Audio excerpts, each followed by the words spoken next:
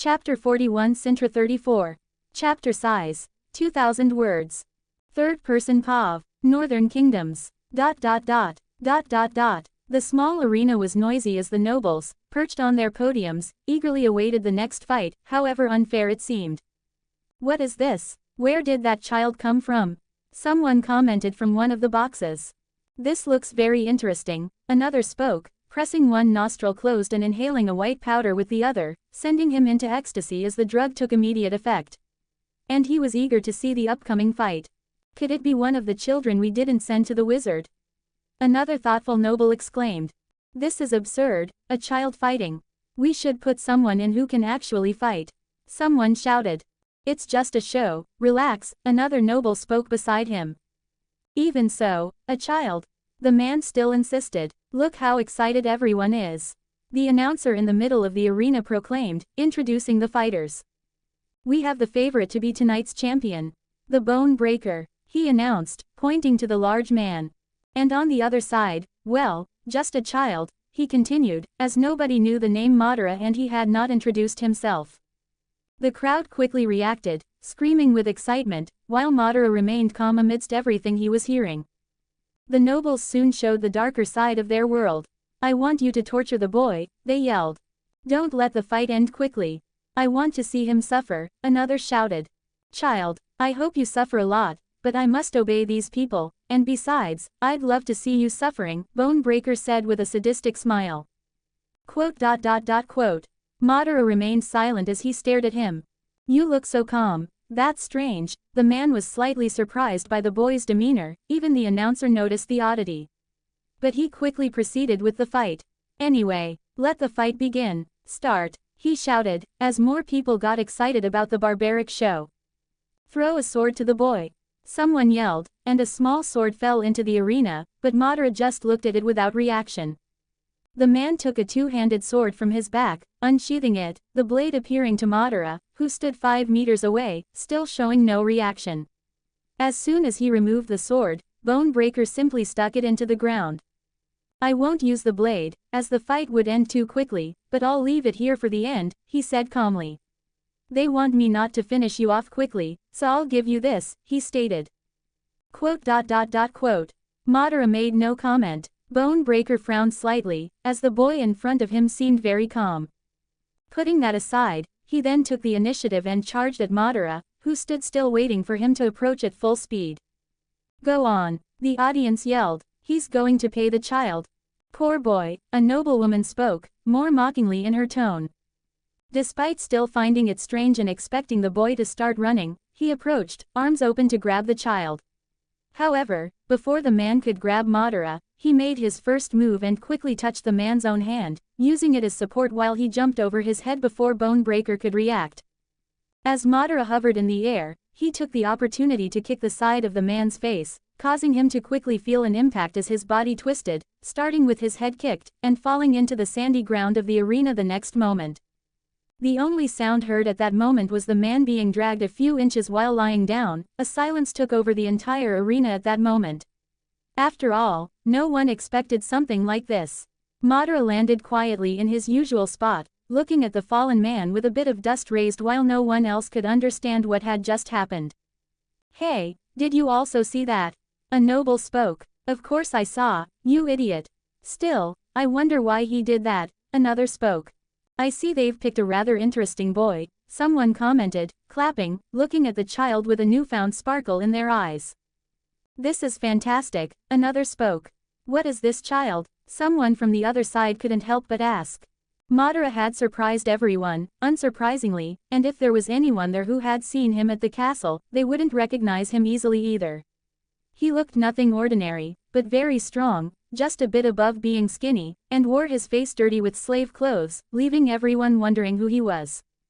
Go, kid, someone started to cheer for Madara. Kill the Bone Breaker. No, torture that giant. This fight is going to be fantastic, another exclaimed.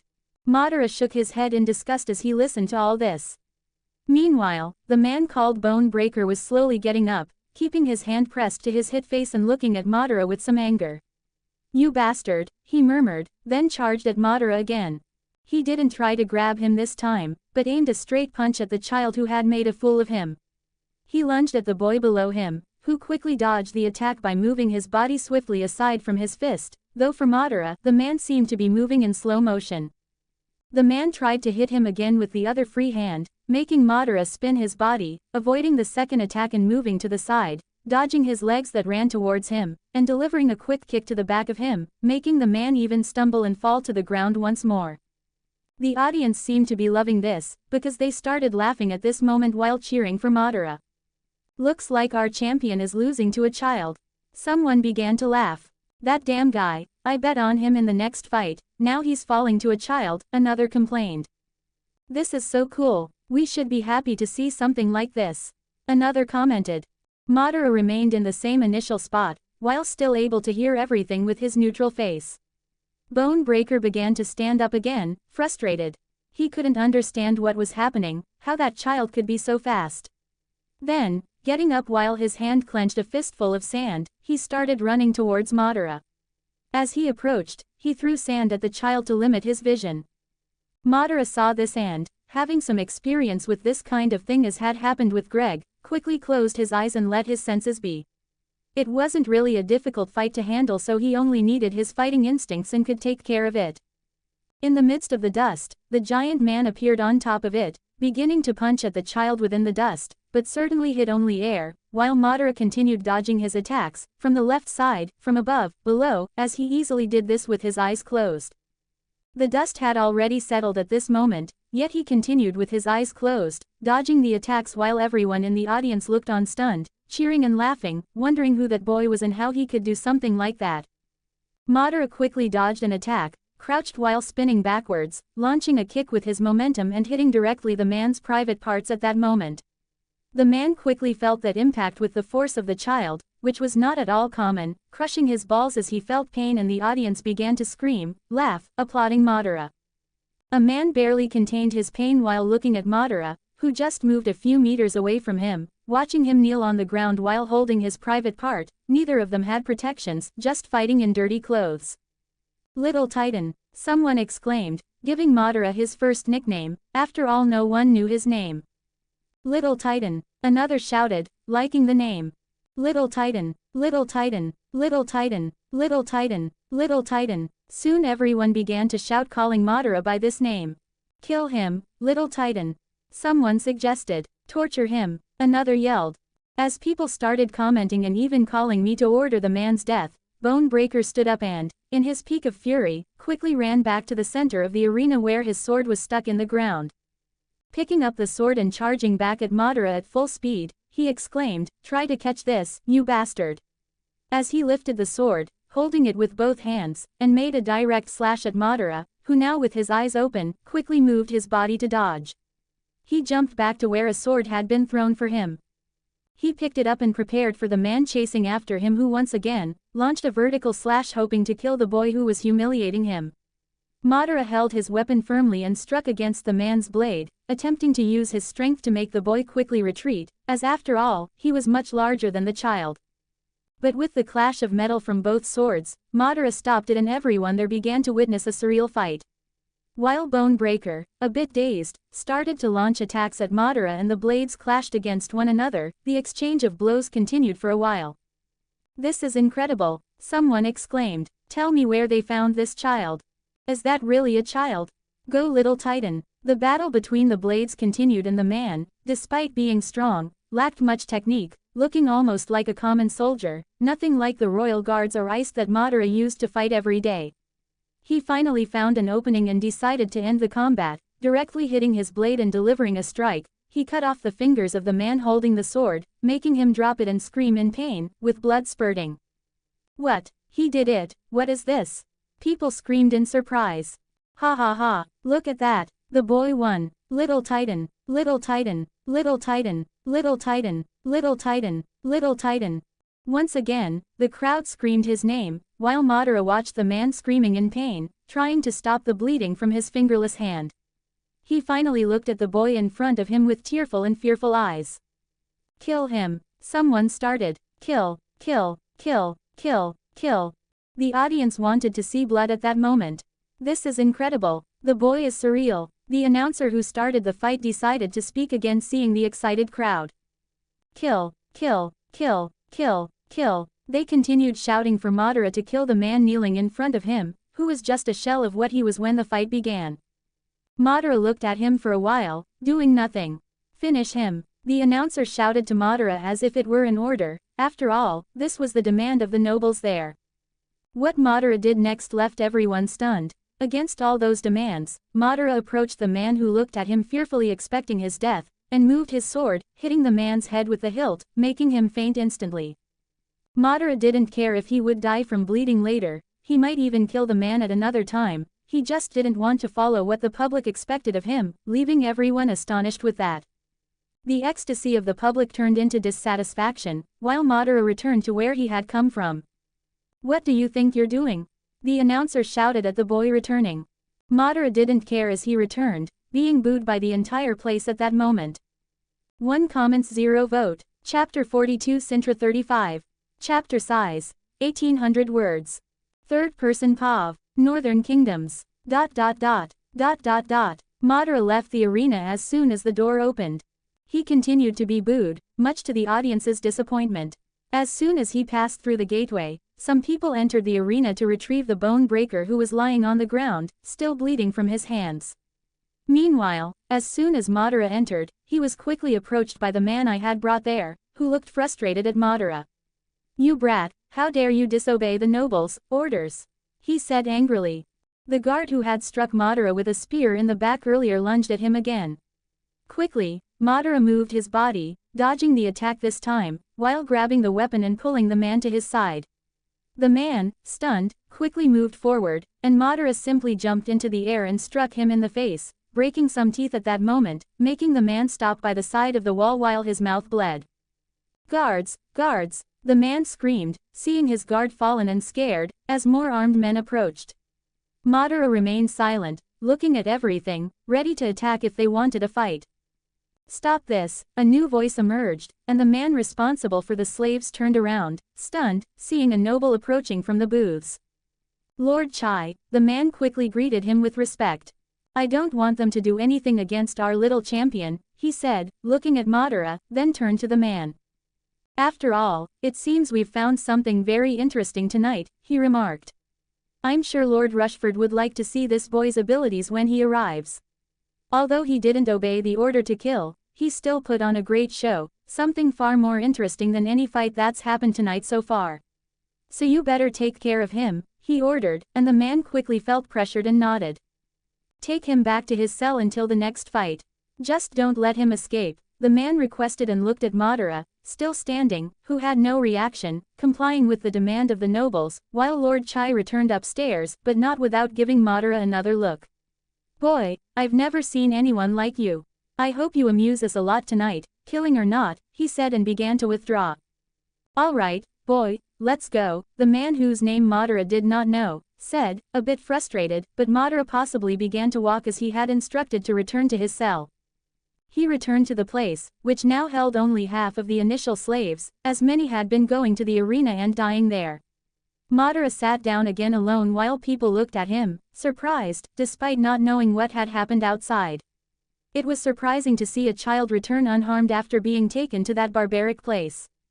Madara just sat there in silence, until the older man, who had met Madara before, approached him. "Hey, kid," he said, and Madara looked at him, unresponsive. "I don't know what you're doing here, but I hope you survive. I heard no one leaves this place alive, not even a champion," he said. "Why do you think that?"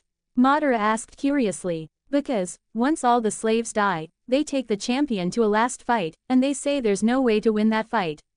No one knows who they fight except the people behind these bars, and no one talks about it, so be careful," the man advised.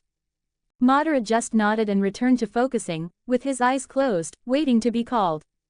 As the nobles continued the fights, more and more slaves were called out of the cell, being able to hear the sound of people screaming from outside.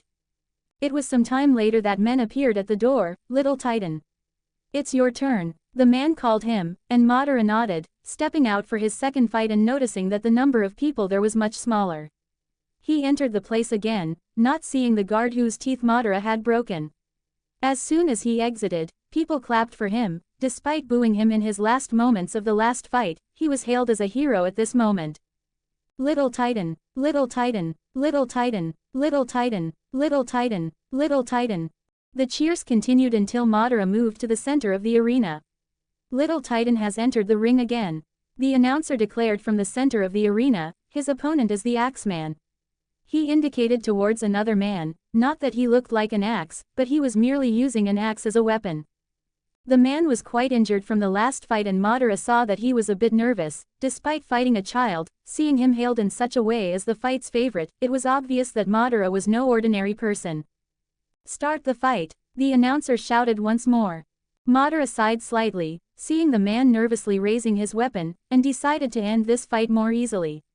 As people shouted his name, he quickly charged at his opponent, so fast that the man couldn't react, seeing the boy move like a quick animal and he couldn't defend himself when Madara was already by the side of his head delivering a kick and knocking him out the next moment. Quote. Quote. Quote. Quote. Quote. A silence took over the place in the next moment and people were still stunned by it, but also frustrated that, in fact, Madara had not drawn any blood from the opponent and it was so quick that they started to believe the boy was not human. Kill him, kill him, the people shouted once again around him, to kill the unconscious man. Madara heard this and scoffed in his mind, while simply dropping his sword on the ground and starting to walk back to the place from where he entered. You. He was booed once again. But this was not important to him, after all he was never going to satisfy these nobles by commanding his actions. The boy is interesting and rebellious. Someone commented with a smile. Did you see him? How can he move so fast? Is he a vampire? I heard they are fast and look like humans. As lively conversations continued among the nobles, Madara went back inside again, meeting the frustrated man again, but still following the orders of his superiors. The night continued as Madara was called out more times, and he continued just knocking out his opponents without killing anyone. This left the audience increasingly frustrated, as the other fights were blood-soaked with the entire arena painted in spread blood.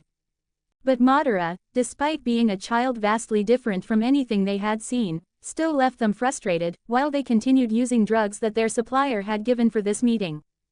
How frustrating, this boy doesn't let the fight last more than one move. Someone complained. Don't worry, the last fight will be interesting, the others spoke. Really, what have they prepared for today? They began to comment on the last event of the night. When a specific time arrived, Madara was called out once again, and his opponent was the same old man he had met inside the cell. The man looked grim, after all Madara had resisted all the fights. Begin, the announcer shouted and Madara simply struck at his neck, making him fall, ending his last fight of the night against slaves. Madara had left all his opponents knocked out and they were all being taken to another side. The boos started again and Madara did not care. He began to return to his cell while this was happening. This was so boring. Someone did not fail to complain. There's still one last event. Another spoke. Not far from there, in a hidden room, a door opened and a group of people began to enter, attracting everyone's attention as they passed, and among the group of people, there was a man leading them, a young man. Look, it's Lord Rushford. It's a shame he arrived at the end of the event, he seemed to have been quite busy until now. Someone spoke as a peculiar group followed Lord Rushford along with some women. Lord Rushford began to walk while everyone greeted him. After all, he was one of the most important nobles there. He approached his own booth. Sir, the event is at its end, a servant spoke while the young Rushford raised an eyebrow. Already, it should have been longer. He immediately complained. Lord Rushford, a child appeared out of nowhere and began knocking everyone out in a very short amount of time. The fights didn't last more than a few seconds against the child, that's why the event ended so quickly, the servant spoke with fear in his tone. Well, that is quite strange. Tell me about this child, he said, curious. However, it was not the servant who spoke, but Lord Chai who entered the place with a smile. Black hair, black eyes, appears to be 6 or 7 years old. He is as quick and strong as a man, and no more than an adult man. It seems he is a monster in a child's body, Lord Chai explained. Lord Chai, Lord Rushford murmured and pondered what he heard. A monster in the body of a child, he commented thoughtfully, while a man next to him was surprised by that description. Lord Rushford, I think I know who this child is, but I'm surprised that he's here, this man spoke. After all, this man had encountered Madara several times at the royal castle, including attending some meetings with him, the wizard, and Lord Commander. And who might this boy be? Lord Rushford turned to this man. Madara Uchiha, the child who was investigating the gangs. It seems he investigated us better than we knew. After all, I could hardly get more information from the operation with my superior. He spoke, unaware of the operations of this night due to the break he had taken. So he is the boy the wizard wants.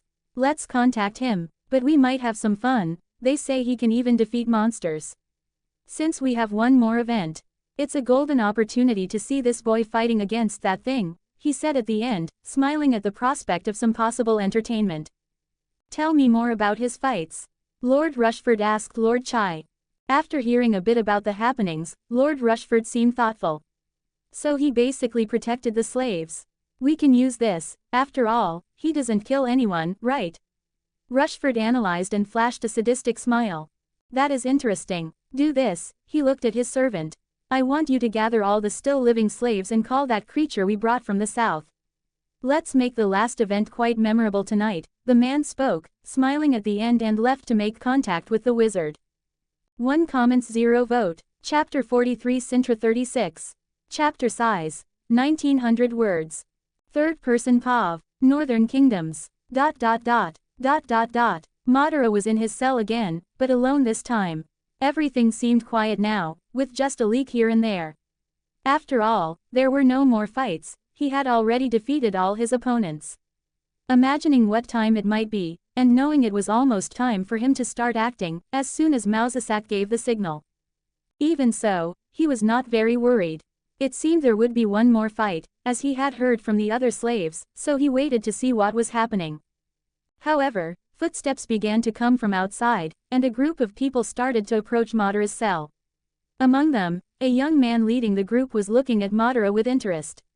This was Junlian Rushford, the same one he had encountered in the bathhouse and spied on in recent days, and one of the main contacts of the wizard he was hunting.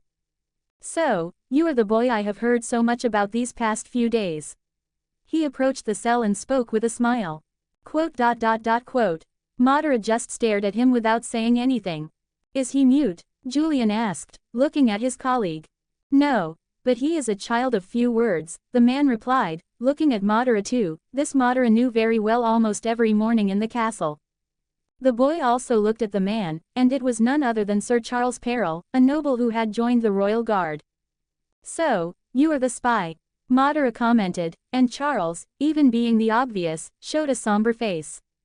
I don't know what you are doing here, boy, but it was a mistake for you to come here to die. He said, a bit surprised, for he was sure that Madara would be in the castle. Madara looked and asked calmly, Sir Charles, did you believe you could defeat me? I hope you are my last fight. He challenged him. Madara hated traitors. ...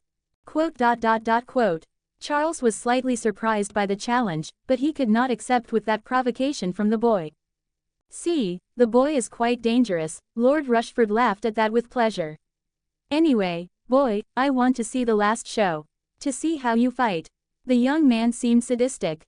After all, you will be fighting a monster along with all those you left alive. Let's see who will survive in the end. I heard the monster is quite tough to handle, the man said, maintaining the same smile. Madara said nothing, just looked at him. Tisk, how boring, the man couldn't help complaining. Anyway, we will see later. Goodbye, boy, Lord Rushford said and began to withdraw with the group. Madara still remained quiet. He could easily escape from there, and even kill those men, but he still had to wait for the signal. So, he would wait patiently, and another hour passed until the man responsible for the slaves appeared with his guards. What's up, kid? He said. Madara didn't respond. Let's get out of here, after all, you have the last fight to fight. He demanded. Madara simply stood up without resistance, passing through the open door. It was time for the last test of the night. He went again to the gate after passing the usual corridors, and the audience seemed quite excited, shouting from outside. But Madara noticed something strange when he reached the corridor of the gate, as there were several guards around the entrance while Madara approached. He continued the usual path out of the arena, while all the guards there looked at him, and Madara knew they were planning something. He saw several guards suddenly come up to him and grab him. Madara didn't react immediately, seeing why they only kept their hands on him, since he wanted to see what they planned. "We got him, boss!" the men shouted to the man. "That's great. Do what Lord Rushford asked, put that on him before he enters the arena," the man said quickly. Madara looked calmly at everyone. They seemed to be in control in their expressions, but remained cautious, as the boy seemed quite calm. Madara remained silent and saw one of the guards pull an iron ball from a corner while struggling to drag it to him. Their intention was to restrain Madara and limit his movements in the next fight. "Thought you wanted to see a show. Is this how you want to see the last fight?" Madara asked, not one to talk much, but interested in knowing about this. "Because of your victories. Lord Rushford wanted to place some bets against you," the man said with a smile, not believing that Madara would get out of this situation or survive, even though he seemed like a monster in the form of a child. Madara watched the man get closer as they tried to pull his leg to the shackle. However, his stone did not move, while Madara kept it in place without much effort. The guard became angry at this and was going to strike Madara to make him yield. However, without them realizing, he crouched with his agility and jumped into the air, escaping from the clutches of all those men, while the 4 men who were around him were surprised by this, and soon after had their faces kicked, with them falling hitting in all directions while the guards removed their weapons from the sheath. The man from the arena was stunned by this and he shouted, "Guards, guards!" he said towards the corridor where Madara had come from. Madara saw that he had to make a good entrance here and would not forgive these people. He simply jumped into the air, clinging to the ceiling and running back to the corridor from where he had come. Everyone looked cautiously at him. "Catch him!" the man shouted as he saw the child begin to make hand seals. "What is he doing?" Before the man could finish, Madara had already completed the seals and had inhaled air, before releasing it from his lungs as he launched his chakra-infused breath. Suddenly, all those guards and their boss were surprised by a huge fireball flying towards them, and without reacting, they were all hit and burned. The arena was filled with several slave men that Madara had spared in the course of the fights. There were at least 8 of them. The blood still lay dry in the place, and the nobles, excitedly, shouted waiting to see the grand finale. There was a metal door closed in front of the arena with strong banging happening constantly. It was where the creature of the last fight, which everyone was waiting to see, was located. The slaves who had survived all looked on cautiously, knowing they would not survive what was behind that door. As for the nobles, in a sadistic intent, they began to shout and comment on the spectacle that was about to begin. "Come on, where is the boy? I want to see some blood finally," a noble exclaimed, under the influence of his drug. "I heard the boy is going to be chained to an iron ball. I want to see him fight like that," a woman said with a wicked smile. "Really? How will he deal with that?" another questioned. "It's a shame. I wanted to see how he would handle a monster. It's kind of unfair to see him fight with an iron bar," a 4th remarked, somewhat dissatisfied. They continued to talk, shouting over each other, using drugs, drinking, while waiting for the fight to begin. However, something caught the attention of everyone there, as a bright glow emerged from the entrance where Madara was suggested to be. "What is that?" Before anyone could continue questioning, suddenly, that glow turned into heat invading the place, and from the heat, it turned into visible flames bursting through the door as the wood was destroyed, surprising everyone as the gate exploded in fire, with the sound of flames dancing and blazing through the area. "What? Who did this? Are there explosive barrels here? This must be a mage!" People screamed in horror. The slaves quickly moved away from the area while the metal door continued to be pounded by the monster, unaware of what was happening outside.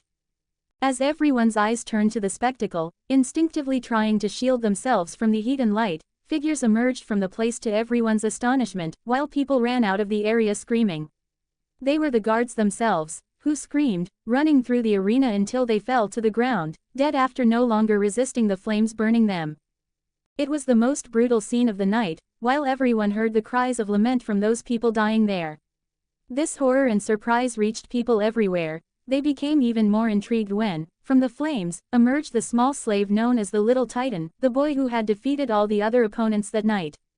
He walked through the flames without burning his body or clothes, moving towards the center of the arena, passing half a dozen guards dead on the ground while the smell of burnt flesh reached everyone's noses.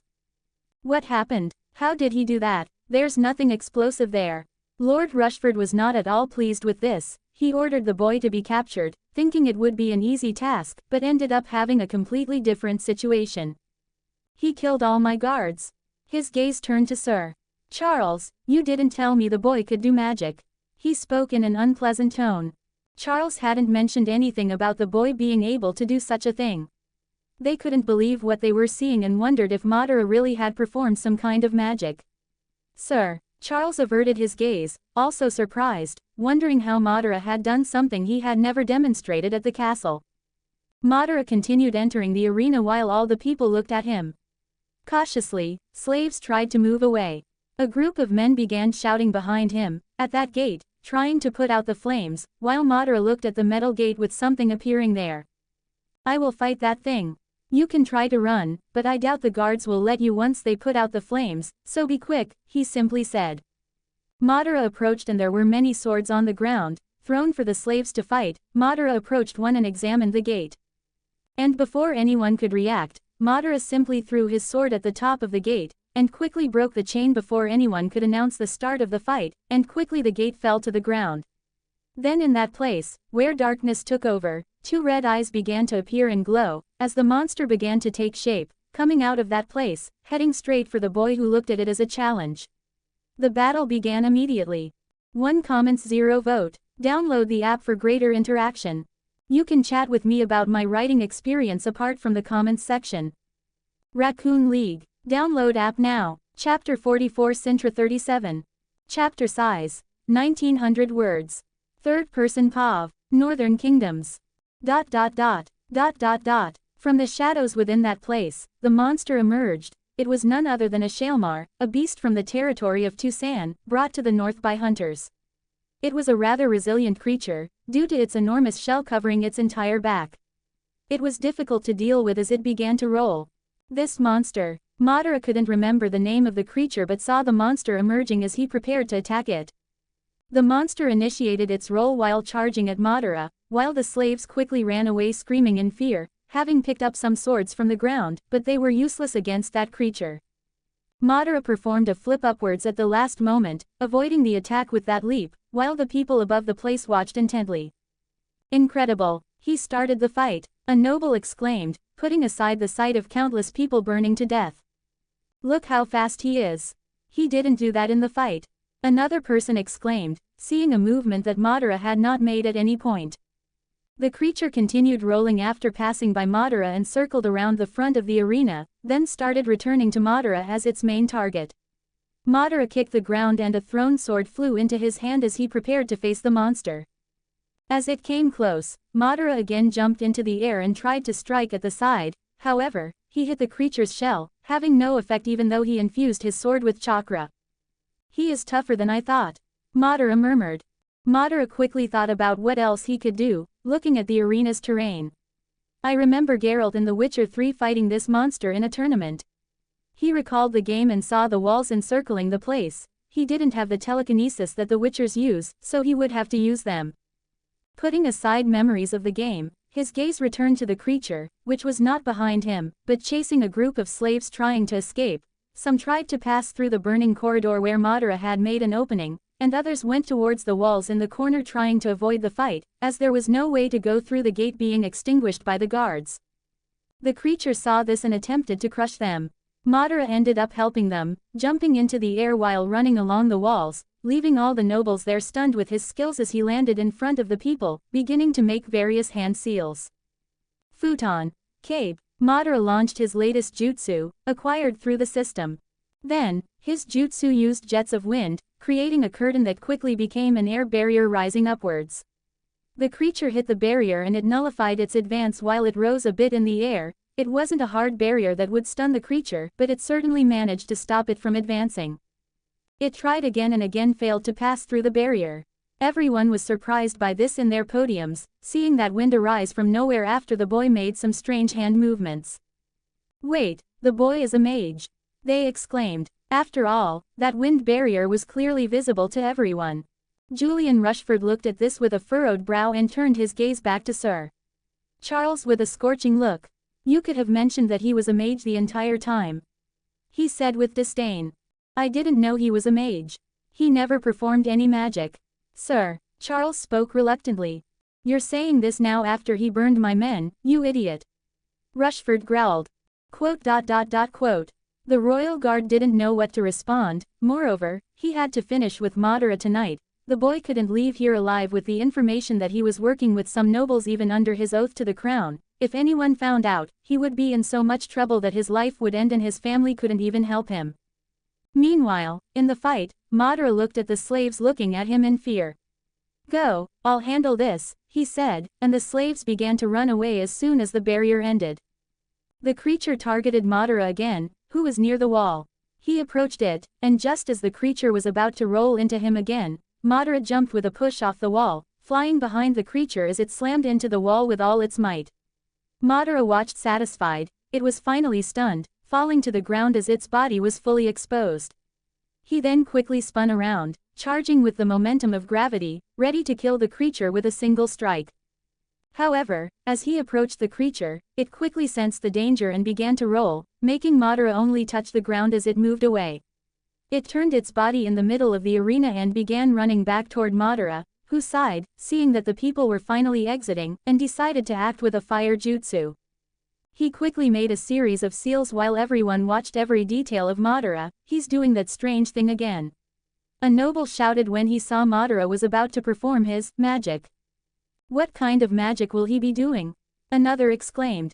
But then, after taking a deep breath, Madara launched at the creature, spitting flames at it with his first jutsu acquired in this world, making everyone incredulous at what they were witnessing. He can spit flames, what is this boy? They could not help but exclaim, while the creature, engulfed in flames, moved towards Madara and began to slow down, trying to cover its body more from the fire surrounding it. Madara quickly approached and made a series of seals, performing the wind jutsu again above the creature, lifting it from below upwards, sending it flying into the air above the flames. Now it's vulnerable, Madara thought as he quickly jumped behind it, aiming for its vulnerable side. He advanced with his sword, easily cutting through the exposed skin while wielding chakra in the blade to be more efficient. His first cut made the creature scream in the air, but it tried to retaliate while twisting its body. As Madara again placed his hand on its shell to steady himself, he dodged the attack going to the other side, cutting it again at another vulnerable spot at that very instant. Madara was so fast that no one there could really see what happened. They only saw a child essentially walking around the creature in the air as it screamed and he stabbed it, getting covered in blood. After all, even he couldn't avoid getting bloodied in that position. The creature fell screaming with the wind jutsu finished, while its body was enveloped in flames again on the ground, the wind jutsu above the flames seeming to have fueled the flames even more. As for Madara, he landed on the other side after having kicked the creature when he had stabbed it enough, performing a backflip and landing outside the flames. As for the creature, it didn't seem to have a good fate after being involved with the flames, screaming in agony, which stopped after a while due to its death. The place became silent at this moment, with only the flames in the middle of the arena making flaming sounds. I saw that boy destroy a monster. A noble commented dazedly. He used magic. He's a mage. Another woman exclaimed. A mage at that age? Impossible, my father knew one, and it takes decades to become one. Another spoke. You fool, mages don't age. This boy is not a child, he must be decades old. Another tried to argue. This was much worse than I imagined. That's why he asked me to put the boy in the place, now it makes sense.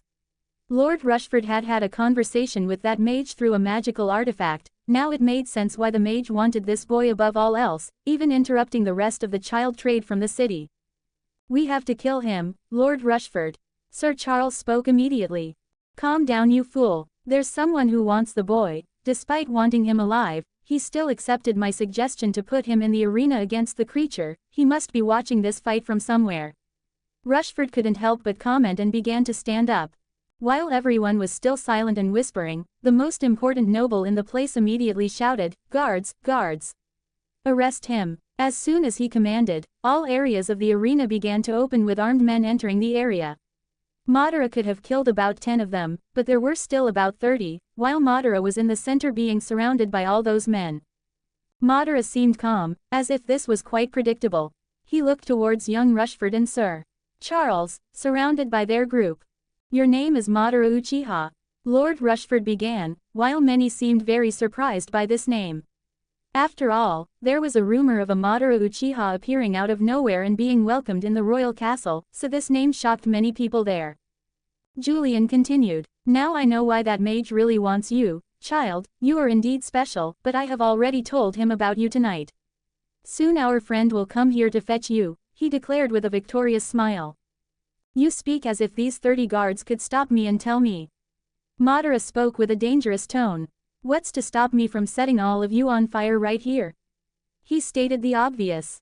This left the atmosphere heavy and full of tension, realizing the danger this mage boy could pose. "Hey, he could kill us!" Someone exclaimed the obvious again, realizing this. People quickly started to become nervous and tried to leave the place. "No one will leave here," exclaimed Lord Rushford with a severe tone to all the podiums. "He won't be able to do it. Soon our mage with the drugs will come and all we need to do is hand over this boy." He spoke, believing that Madara wouldn't do such a thing. "You are mistaken, Lord Rushford." Madara spoke calmly in front of everyone with his eyes closed at that moment. "You are doomed, and I indeed intend to kill you. And then I will kill that mage."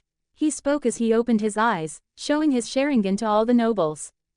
The night was just beginning. Before anyone could react, he took his kunai, one of the two he had in his clothing that he brought from the castle, and threw it directly at Lord Rushford, who was surprised by this, but the kunai struck the sword of Sir Charles. Lord Rushford fell backwards, almost having his head pierced, and immediately began to scream. "Catch him!" he exclaimed, not as confidently as before. As soon as the guards advanced towards Madara, the nobles no longer had the courage to stay there and began to run. However, amidst all this, an explosion occurred at the entrance, and Mausasak with Iced finally began to act. 4 comments 0 vote. Chapter 45 Cintra 38. Chapter size 2,100 words. Third person POV. Northern Kingdoms. ... The explosion quickly alerted all the nobles on site as they cast glances toward the entrance and the guards appeared cautious while still surrounding Madara. "What is this?" The men were wary of it. It didn't take long for a guard to burst into the second floor. Desperate, the queen's soldiers were being attacked. He shouted. "What? They found us!" Another noble yelled in concern. "Let's get out of here. There's a back entrance," said another noble. "This is bad, guards try to buy us time." Tisk. Lord Rushford growled at that, seeing the situation with frustration. Of course the crown was behind this, after all this boy couldn't just show up here so easily. "But how did I not see this?" Sir Charles said with a frustrated tone. You should know exactly what was happening at the castle. You said no one would try to stop us at this event." Lord Rushford snarled at the man who was supposed to be a competent spy. "Lord Rushford, there's no time for this. The nobles are trying to escape through the sewers." Another noble came up to them. "Forget the sewers," Sir Charles commented, "they probably put men there. I know my commander's strategy." He said, still somber from what he heard and about the situation. "There's another way out. The wizard told me to put something in the vault." It was as if he already knew this would happen. Lord Rushford couldn't help but comment. While chaos reigned on the first floor where the podiums were, Madara looked at all the guards around him, still dazed by what was happening. Then he decided to act, kick the ground at that moment, and one of the guards who was still looking at the entrance didn't even have time to react as Madara emerged. Grabbing his last kunai and surprising the first, he plunged the weapon into his head, killing him painlessly. "Watch out for the child," his colleagues shouted, while he already advanced on the second, trying to retaliate, but he was quicker and swiftly cut him with a clean slice on the neck. 3 guards came at him at that moment, while Madara began to use his body to dodge all attacks with agile movements while his body moved masterfully. He moved, swiftly calculating the trajectory of the attacks with his Sharingan now activated. His eyes are red. Someone immediately noticed, as Madara began the counterattack, cutting one, slicing the second, and breaking the neck of the third with a kick. This made the other guards take a step back. "He's a monster," they concluded, not wanting to face the child who had not only killed a monster with magic but also had slain 5 of them in 2 minutes. "This child needs to be stopped," a noble said beside Rushford, who frowned at that. "We can't. We need to escape. This child is too important to the wizard. We can't kill him, otherwise that wizard will kill us," he said. After all, the wizard was more terrifying than this boy, because with teleportation, he could simply appear, kill them, and leave. However, on another podium, some nobles didn't even care about this as they watched the boy kill the guards while thinking they might be next. Then they shouted to some guards there who were protecting them against the queen's soldiers when they invaded the place. "Guards!" One of the nobles yelled frightened, pointing to Madara amidst the sound of fights coming from the entrance of the Colosseum. Several men with crossbows began to appear at the entrance of the podiums, raising their crossbows towards Madara amid some fallen guards and points. "Shoot him!" The nobles gave the order and the soldiers obeyed. No, Lord Rushford saw this at the last moment, and exclaimed, but it was already too late. After all, he still didn't want to face the wrath of the wizard. The sound of the crossbows firing quickly drew Madara's attention as he watched them coming towards him in slow motion, tracing the trajectory of all of them. "I can't dodge all of these," he thought as a huge amount flew towards him. He quickly made a set of hand seals, completing the wind jutsu. A vortex of wind emerged, stopping all the arrows from passing, creating a shield in front of him. "The boy is a mage, arrows won't work against him," they exclaimed, yet they continued to launch arrows at him. Madara saw some men from Cintra beginning to invade the place through the arena, so he decided to act against the soldiers with the crossbows and quickly started running towards them. "It doesn't matter, he's running. Shoot, shoot." More bolts were launched as Madara dodged them, using only his body this time, getting closer and closer to the wall. And when he stepped at the end of the arena, he didn't stop running, defying the laws of gravity, walking upward. As people were all scared by the confusion and when they realized, Madara jumping there, it was too late. After all, a soldier died as soon as Madara climbed on the podium, and killing a second soldier there dazed while trying to reload his crossbow. "He's here." Ah! People ran in despair with the child killing the guards. More soldiers tried to stop him with crossbows and swords, and Madara with just his kunai dodged, parried the blows moving with pirouettes and movements that only a shinobi could do while he killed more and more soldiers.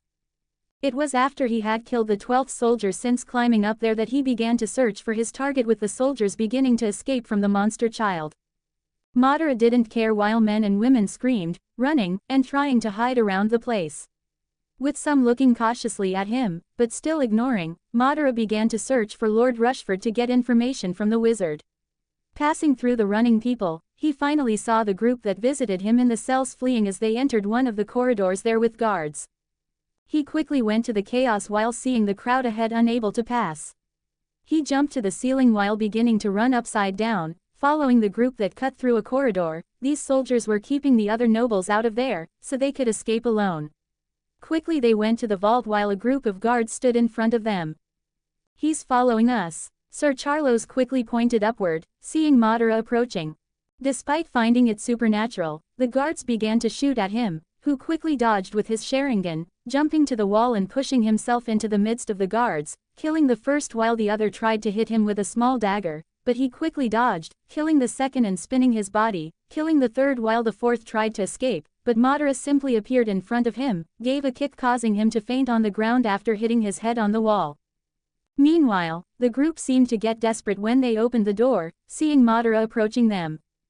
"Sir, you take care of him." Rushford immediately complained about his situation to the royal guard, as he blamed him for the situation reaching this.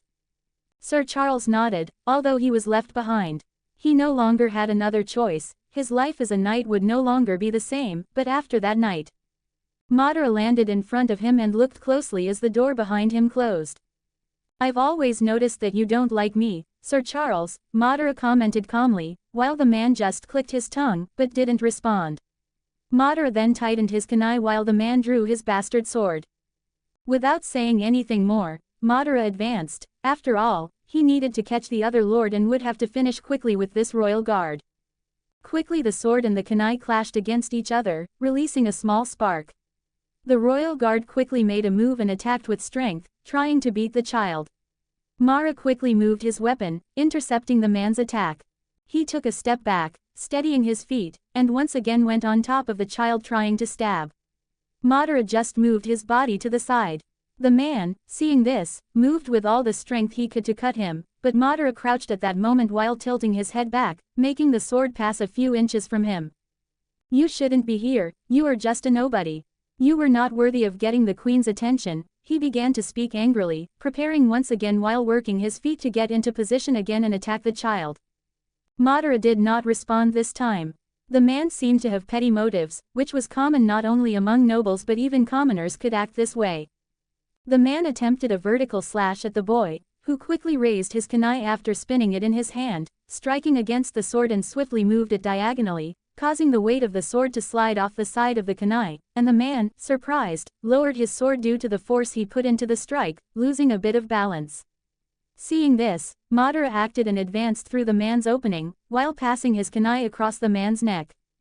Sir Charles felt the cold of the small blade on his neck and dropped his sword, stunned while touching his neck trying to stop the bleeding, falling to his knees and looking at Madara, scared as he began to collapse on the floor, dying with open eyes.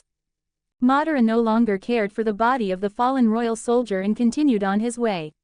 No noble had approached this place since Madara began killing the soldiers there, while fleeing from that chaos. He looked ahead and saw where they had run. It was a wooden door, though a bit reinforced, nothing he couldn't handle. Meanwhile, inside the location which would be the vault on a secret door, his men, looking like gangsters, held swords watching attentively at the wooden door. "Lord Rushford, will we be safe here?" one of them asked, afraid of dying. "Yes, he won't be able to get in here," Rushford spoke, but he didn't believe that. He just wanted to keep his men to delay Madara after he got a bit occupied with Sir Charles, while he hid inside the reinforced vault. His idea was simple. As much as his plans had gone awry, he might still be charged with a crime. Still, his father could save him. So, he just had to stay safe until he was taken into custody. But he couldn't afford this luxury with the child, as clearly he had already tried to kill him with that kunai. He just had to get to his parents alive and everything would be alright. Lord Rushford then started to act, pressing a part of the wall where he just pressed one of the stones and an entrance began to open, leading to the vault that only he knew about. After all, this arena was his family's. Lord Rushford. His men were surprised by this, not understanding as their boss entered the door. "Sorry about this, man, but you need to sacrifice for me," he said, and something happened at that moment. The gaps in the wooden door turned red, and suddenly, flames exploded, destroying the door in the next moment. Lord Rushford quickly began to run to a secret area. His men didn't even have time to react as the huge door shattered on top of them, and the flames swallowed them right after. Even Lord Rushford didn't escape the attack, as part of his body still outside the vault, suffered a burn on his arm while he screamed in pain, falling backward. Madara saw this from afar, quickly jumped in the air and began to run across the ceiling above the fire he created with the fireball jutsu. As the lord fell back in pain, the noble turned scared when he saw the child coming faster than he could close the door, wondering if Sir Charles couldn't even withstand the fight and died so easily to this boy. Madara jumped and appeared in the gap of the door and kicked it once more, making him fall to the ground in pain as he landed in the middle of the vault, with some gold scattered around. 2 comments 0 vote. Chapter 46 Cintra 39. Chapter size. 2,200 words. Third person POV. Northern Kingdoms. ... Cintra was not having a very calm night. Even Princess Cirilla, in her room in the royal family's tower several meters above the ground, could hear the noise in the middle of the city. She sleepily rose from her bed at the sound coming from the city and approached the window. She soon could hear the noise better, losing her sleep due to the sound of battle below her.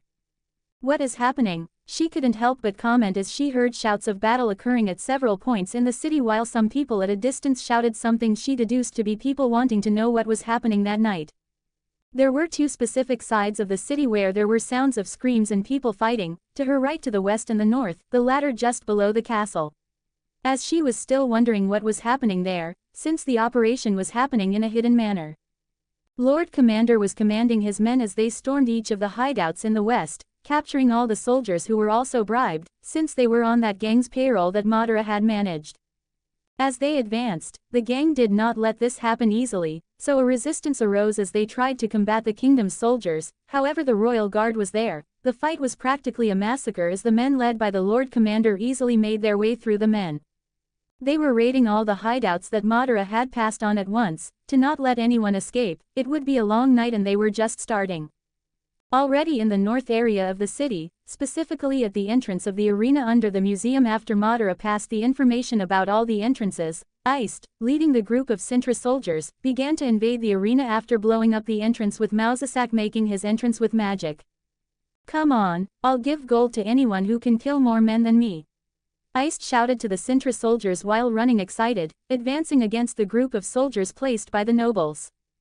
His axe quickly dodged the first blade that tried to stop him, and making a gap by having more strength in the impact on the enemy and cutting the neck as he moved to the next man who didn't even have time to react as he drove the axe into his head. Let's go. Let's enjoy this night, Iced shouted excitedly going to the next fight. The group began to gain territory as they advanced through the corridors before reaching the arena where the nobles were. They reached a division between going to the stairs or continuing going forward. Let's go up the stairs, Mausasak sensed with his magic the place and spoke while looking at Iced and turned back to the soldiers. You keep order here below, he said, going to the podiums along with some soldiers and the regent king. He quickly found the place with many nobles hidden, while some soldiers were keeping their lords safe. One of the nobles quickly stood up and demanded of them as Mausasak approached. Do you know who I am? He tried to gain some authority there. Mausasak didn't care at all that this man was a noble and just hit his staff on top of his head, making the man fall unconscious on the ground. It doesn't matter who you are, now you're a prisoner of Cintra, he murmured.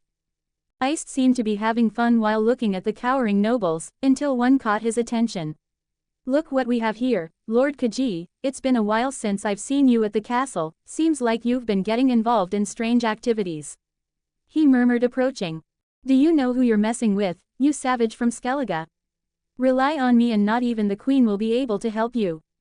He bravely exclaimed to the regent king of Cintra. Tisk, these guys are so unbearable in bad situations for them. Iced spoken before the noble could react, Iced swung his axe, hitting the man's head with the blunt side. After seeing the situation while no noble tried to oppose them anymore, seeing that they were really attacking them, he returned to the mage approaching analyzing the situation too. Well, where's the boy?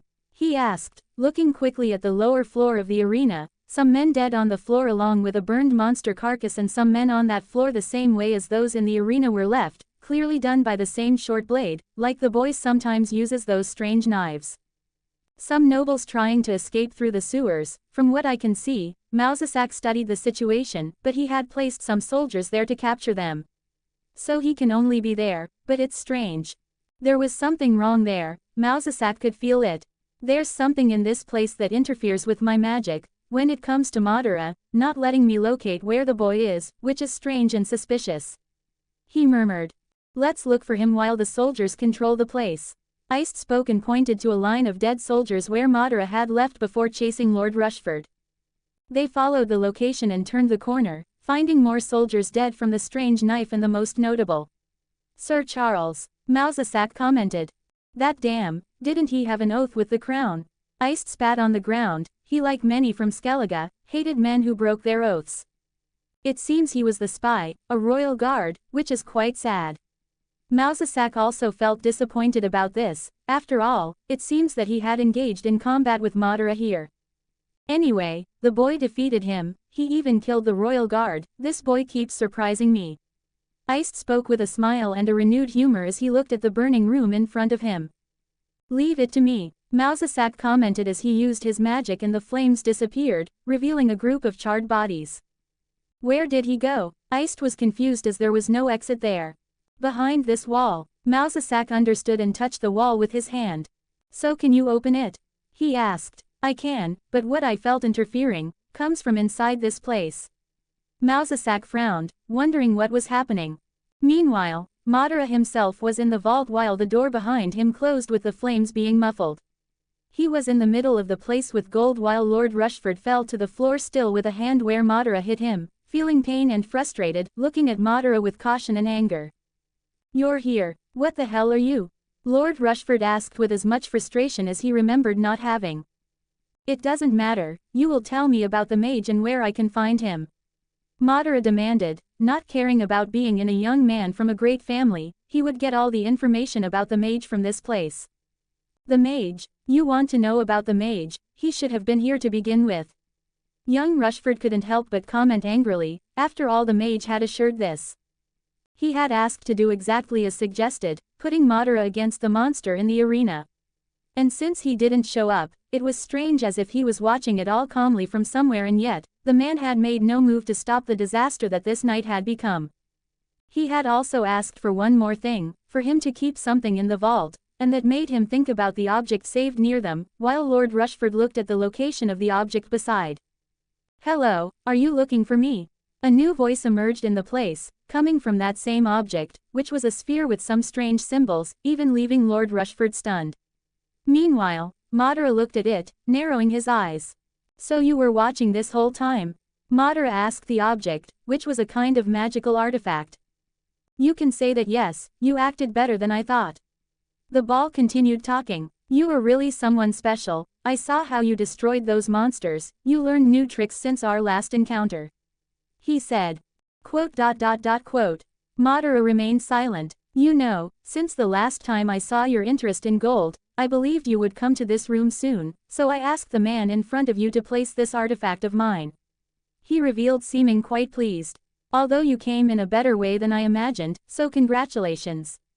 "Madara Uchiha," the voice finished its little speech. "Hey, get me out of here," Lord Rushford suddenly demanded, seeing that he could get out near this red-eyed monster child. "You're not going to let me die here, are you?" "I will get you out of there," the sphere responded to the demanding young man. "Where are you?" Madara asked, curious. "I'm not in Cintra, if you want to know, but don't worry, you'll be here soon. Now let's get started," she said, and suddenly that sphere began to glow, catching both Madara and Rushford by surprise. Suddenly, the entire place disappeared with them and the gold, without anyone being able to react, even Madara. Madara found himself a few inches off the ground with the young noble in the other, who made a sound of metal falling. "What is this?" Lord Rushford seemed a bit dazed from the space travel while Madara looked around. He quickly studied the place as bonfires began to light up on all the walls. It seemed like some kind of secret and ancient arena, while a man in a hood was at least about 50 meters away from them in that space, appearing with the bonfire on the walls revealing him. "We finally meet back, boy," he said to Madara, keeping a smile within the hood. Rushford, seeing this, quickly ran to the mage. "What am I doing here? Why did you send me here too?" "I want to leave soon," he demanded, wanting to go home so his father could get him out of this situation. "Didn't I tell you I would get you out of that place?" The mage looked at the noble while he began to walk, but still showed a limp due to the last battle with Madara. Rushford was confused by that, especially when the mage suddenly pointed his staff at him. "What are you doing?" he demanded. "Your payment for bringing the boy here." The mage then fired a beam, throwing the noble 10 meters away as he fell dead. "I no longer need you," the mage said calmly. His gaze returned to Madara, who was looking at the dead noble, but without any emotion on his face. The mage began to speak. "You know, I predicted exactly what would happen tonight, the whole time. I knew you would end up here and we would have our encounter. After all, you are a special boy, and we also have a fight that did not end well for me, so I'll make sure to catch you this time. I intend to see all your secrets soon." "Boy," the mage said with a smile. Madara returned his gaze to the mage and was silent for a while, analyzing his situation. His gaze returned to the golden glow beneath him. "If you want a fight, then let's have it." He simply crouched down and touched the ground with his hand. The mage saw this and raised an eyebrow, wondering what the boy was doing, then saw the gold begin to disappear beneath him, at least part of it. What is this?" He couldn't help being surprised.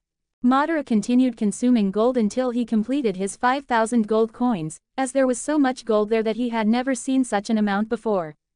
"Congratulations, you have acquired an additional 2% of Uchiha Madara's total power." Madara at this moment began to feel changes as he sensed strength increasing throughout his body. The chakra he had spent that night began to increase, even his eyes were undergoing a transformation here. The mage could feel the boy changing somehow, making him shocked. "What is this change?" he asked, despite not sensing any of the chaos energy in the boy to say what was happening. Certainly his somewhat sharp instincts told him that the boy had grown stronger after making some of that gold disappear below him. "Your eyes, what is that?" the man commented, while seeing a new black dot appear in the red eyes. Madara had achieved his second tomo. "Madara, despite receiving numerous system messages at this moment, with some new jutsus and a new peak of power. Well, if you want another rematch, then let's finish this, Madara spoke, with a smile. Their battle was about to begin at that moment. 3 comments 0 vote. Chapter 47 Cintra 40. Chapter size, 2000 words. Third person POV. Northern Kingdoms. ... Madara looked at the wizard, maintaining a firm gaze with his new eyes. It seemed the world had become sharper to him, the colors more vivid. He could notice things he couldn't before. His 400-point chakra had increased considerably, reaching the level of a chunin. Jutsus rapidly entered his mind, jutsus he was happy to obtain. Perhaps he could try one in this fight, it would be quite fair. What's with you, boy, how did you become so strong all of a sudden, what's happening? The wizard said, clearly curious about this, as what had happened was something he had never seen or read in his records during his long life. It doesn't matter to you, after all, you're going to die here. Madara spoke, for he had finally found him, regardless of supposedly having fallen into a trap. He had finally reached the end of his hunt, and he couldn't deny that it had been quite fun chasing this wizard. He didn't know if it was his Uchiha blood pulsing in his veins, the anticipation of entering a battle to the death with this wizard and defeating them excited him. The wizard looked at him for a moment, after hearing such words. However, he wasn't angry but laughed instead. Ha ha ha ha, his laughter echoed around the place. After a moment, he stopped and looked at Madara with an equally animated smile. You know, I was so angry at you that I wanted revenge. ... But seeing you act so confident was a great way to improve my mood. He said, and then continued with some calmness. You are certainly special, your abilities, strength, how you did that wind spell in the arena along with fire, if that was a spell, it is very strange. However, it's frustrating to see your strength increase this way from one moment to another. It's hard to understand you when I don't know what's happening right in front of me. His face began to darken, switching moods from one moment to the next. But I'm looking forward to opening you up, seeing what's inside you and your secrets. I'll be investigating you thoroughly and will find out everything. You are the one I needed all this time. I just need you. That's why I organized that event giving those drugs to those pathetic nobles, because I knew you would show up all the time. After all, that's why you're special.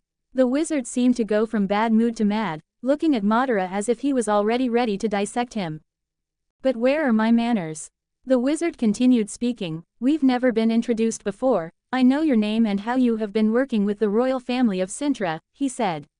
I am Bernardo Cuny, a son of a servant who ended up becoming a wizard. That was over 100 years ago, he murmured.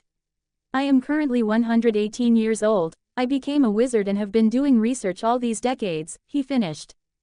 In the next moment, a fireball flew towards the wizard, stopping his words as he saw the flames coming towards him.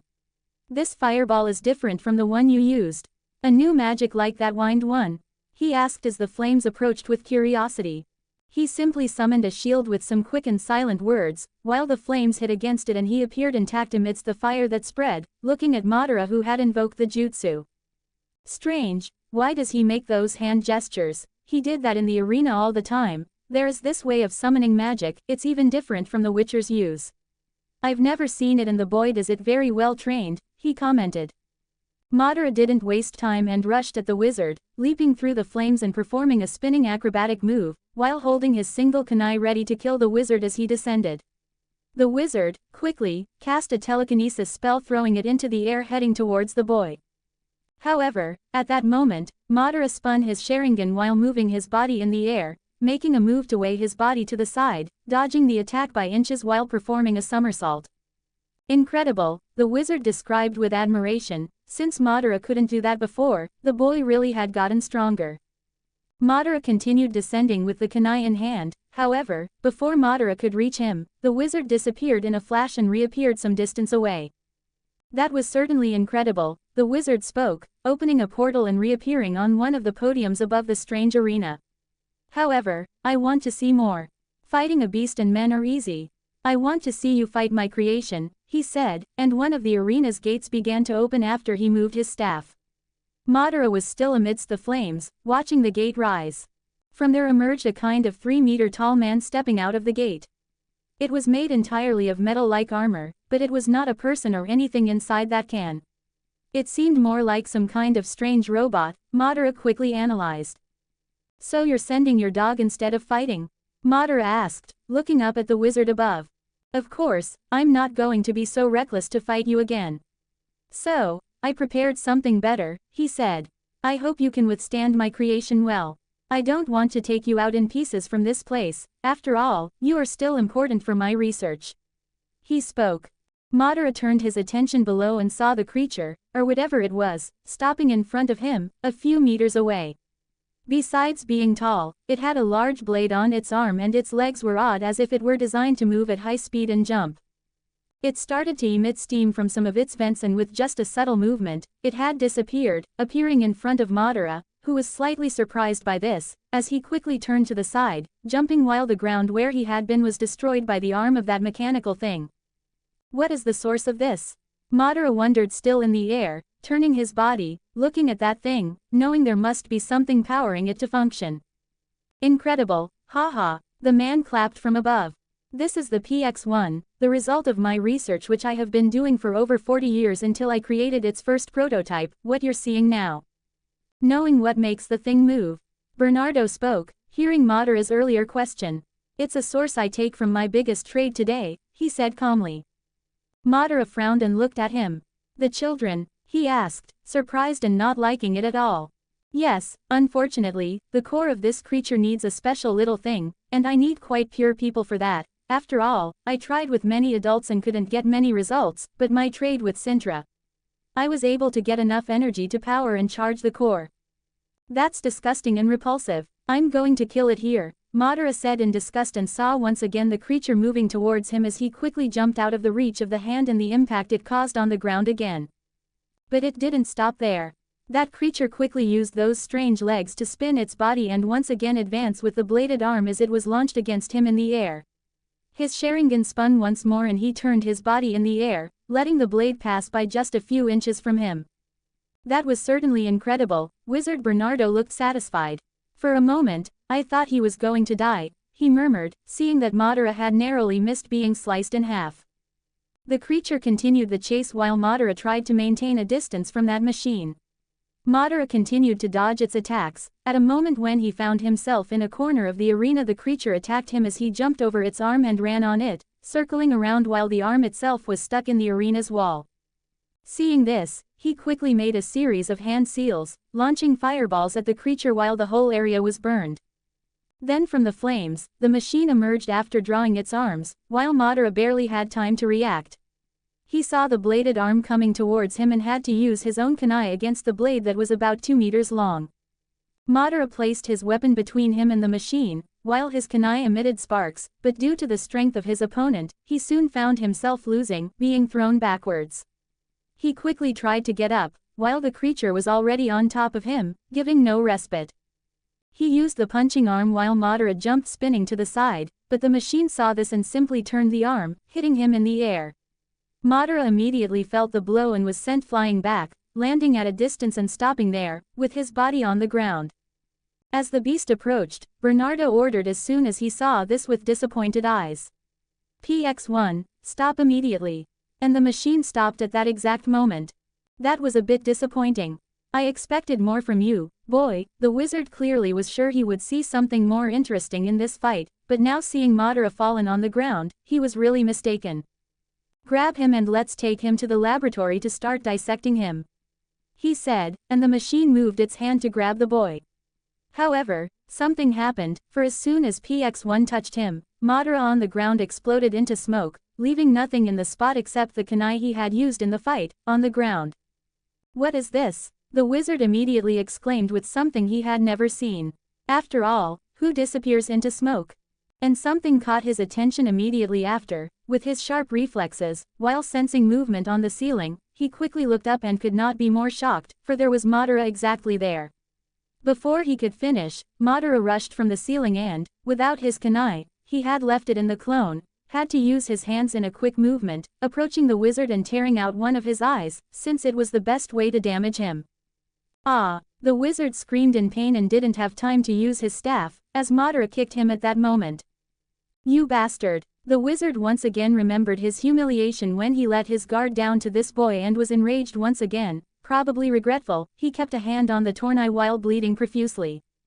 Even without the staff, he could still cast magic, and in the midst of fury, he released a large amount of chaos, being thrown in all directions while Madara couldn't even react. Boom! Unable to defend against this, the Uchiha boy is sent back. Falling off the podium, Madara landed again in the arena while the man tried to recover from that in his immense pain. Never before being so humiliated, he was already limping, now was one-eyed. You damn! He screamed in pain once again, cursing Madara, still unable to believe that his little scheme would end up in more damage to him. PX1 Don't stop until you kill him. In the midst of the anger of that situation, he gave an order he knew he might regret later. But it didn't matter now as long as he could have the dead body of this child. The robot again went for Madara with the intention of killing him more than ever, while Madara prepared for the confrontation once more. 1 comments 0 vote. Chapter 48 Cintra 41. Chapter size 1800 words. Third person POV. Northern Kingdoms. ... Madara looked at the robot, which emitted smoke before lunging at him the next moment. His Sharingan quickly spun as he twisted his body and the blade passed by him. The creature attempted to strike him with the other arm through the wrist, and he supported himself on his hand and propelled to jump into the air. Madara took the opportunity to look at the bleeding wizard where his eyes should have been, while searching for the staff that Madara had kicked. He quickly landed behind the robot and crossed his fingers. 4 clones began to appear at that moment, using the shadow clone jutsu he had acquired from the system, but he still didn't have much control over the jutsu. After all, it used a lot of his chakra. He had managed to distract the wizard earlier with a clone while the original went to the ceiling and caught the wizard by surprise. The 4 clones began to circle the robot, which was confused by this, as even it didn't know who to attack. The wizard couldn't help but be even more surprised by this with just one of his eyes. After all, he had never seen anything like it. What is this? How can he multiply like this? He questioned and quickly resumed searching for his staff, feeling that Madara could kill him like this. The robot, tired of trying to find who to attack, decided to go after one of the clones, which quickly moved avoiding the attack, while the original Madara and a clone quickly moved toward the wizard, climbing the wall and reaching the podium. The wizard managed to grab his staff at that moment and turned around startled to see Madara approaching with a clone, and in desperation, he cast a telekinesis spell quickly. This made Madara and his clone move to dodge, while the force passed by them. The wizard took this moment to create a small teleport and disappear, reappearing in another location some distance from there. He reappeared holding the staff with one hand while pressing his other hand against his eye socket to try to stop the bleeding. How could this have come to this? He murmured, not imagining he would be so humiliated when he thought the situation was under control. He couldn't even run because he was crippled thanks to this child. His only choice was to teleport to avoid the child, but this was draining his energy and he would be in big trouble if he continued like this. The only choice was to flee, and he needed to create a portal, which would take some time, but the seconds were enough to prevent the boy from reaching where he was, so he began to create his magic. However, before he could react, he felt something coming in his direction cutting through the air, and moved as best he could to avoid the projectile coming from the arena, which was the kunai that the first clone of Madara used as a distraction before plucking out the wizard's eye, being launched by another of those 3 clones that stayed there. Ah! The wizard immediately screamed. Although he avoided the kunai hitting his head, which was its target, he moved trying to dodge and it struck the shoulder of the arm he was holding the staff with, causing him to drop his weapon again. Meanwhile, the clone targeted by the machine used its Sharingan to dodge the robot, not managing to avoid the next blow as it was hit and disappeared with a puff of smoke. Let's finish this, said the original Madara, on the other side of the podium, nodding to his clone who quickly acted against the wizard on the other side. He wasted no time and ran towards the enemy. The man screamed in pain, not knowing whether to use his hand on his injured eye or on his wounded arm, but chose the latter while removing the kunai embedded in his shoulder. That hurts, he complained as the kunai fell to the ground and finally looked up surprised with his only eye as Madara approached. Without the staff, he could not use teleport, leaving him with no way out. Madara reached in front of the wizard, who quickly used his last reserves of chaos energy to cast his final spells. As the force came towards them, the original Madara managed to dodge upwards, while his clone was hit and transformed into smoke and disappeared. Jumping to the ceiling, he began to run.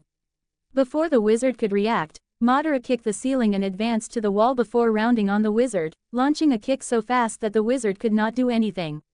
The kick hit his chest as the wizard screamed, flying into the arena. Madara quickly grabbed his kunai that had fallen to the ground next to the staff and leapt into the arena behind the wizard, who began to fall while screaming and collapsed on the ground like a ragdoll. The sound of breaking bones also didn't seem to help the wizard much, since wizards were not as resilient as witchers, possessing only a common body with magic.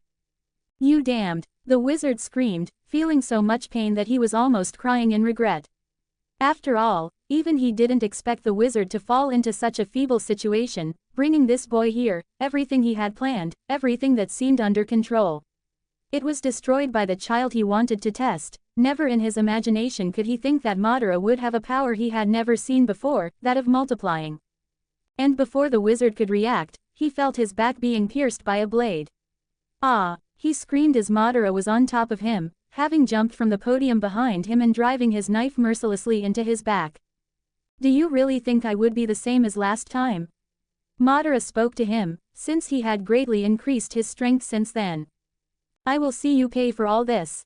The wizard screamed with all his might. It was impossible for him to think that the boy had changed so much in a few weeks. It was impossible for the wizard to imagine such growth. "PX1, kill the man," he screamed in desperation to his machine. The robot had made the second clone disappear after hitting it. While only one more clone was in the arena, it was going to advance against the clone, but as soon as it heard the order, it quickly looked at Madara on top of the wizard and charged with the sword towards the boy.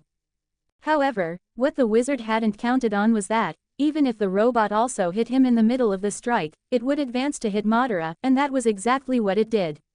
He moved his hand with the blade upwards and advanced against Madara on top of the wizard. The wizard saw this and was in even more despair. "No, stop, stop."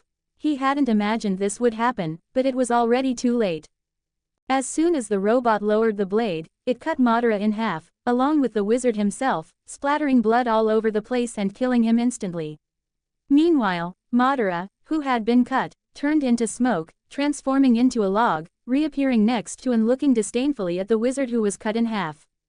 "What an idiot, he died like that," murmured Madara. A clone landed next to him at that moment while the robot seemed confused with the log. "The wizard is dead, now we just have to deal with that machine," he said in a neutral tone as the Madara clone nodded. The robot searched for Madara again and saw two of him. He still had to follow the last order of the wizard and kill the boy while emitting smoke. Madara looked analytically at the robot while searching for something inside it. As his vision shifted with the new Sharingan, he saw a round object inside the robot's chest while it shone to a bunch of cables going to all the limbs. "We have to remove the core. It won't be hard to open this old can, just create a distraction and I'll grab the kunai," he advised his clone, who nodded. His only weapon was the kunai that was now in the body of the wizard. Then, the robot advanced against the two. As it was close to the wall, the original Madara jumped, avoiding the strike while landing on the wall and running, while the other clone, dodging, gave a kick to the head of the machine, and went to the middle of the arena, and this last one was chosen by the robot for the blow it had received.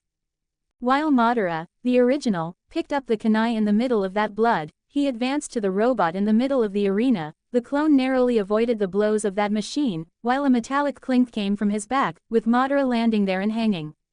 He quickly grabbed his kunai and started to open one of the edges of the metal body, making a metallic crack, while the robot still advanced against its summit, not caring about the damage done to its armor.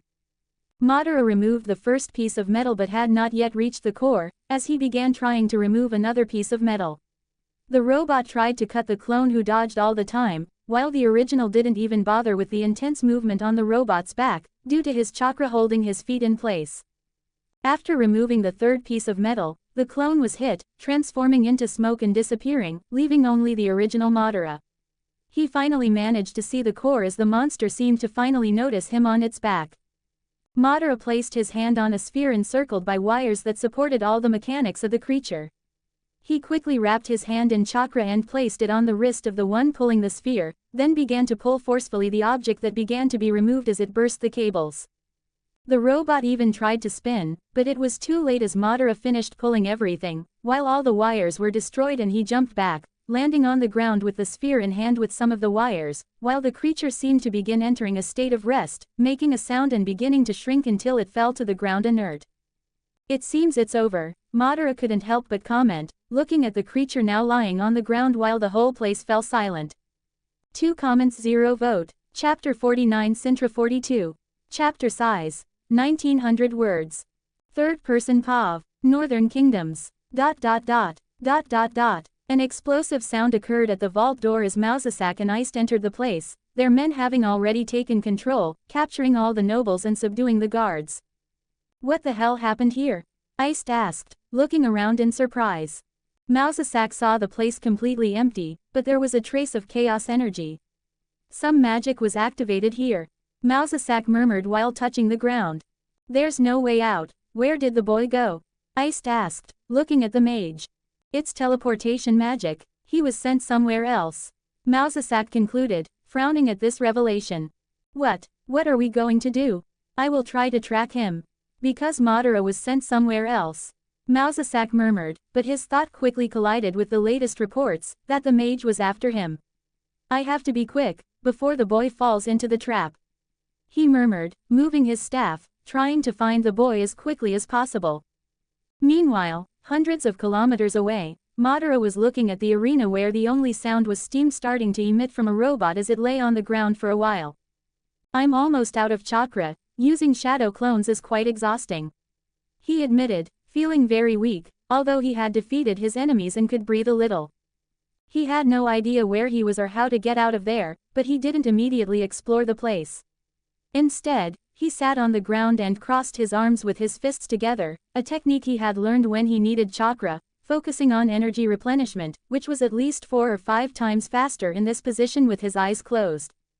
He remained like this for an hour, while the robot no longer had any smoke to emit. He finally opened his eyes without the Sharingan. "Let's see what we can find here," Madara murmured. There were 3 exits from the arena, so he crossed his arms and created 2 clones of himself.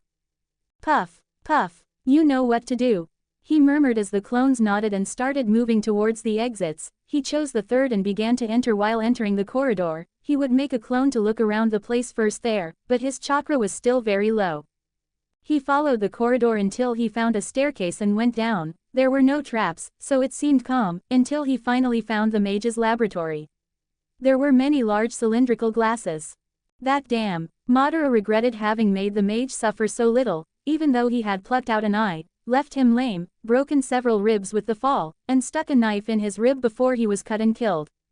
In front of him, there were children's bodies inside the cylinders like a macabre scene, while they seemed to supply a core in the middle of the room, placing it on a panel.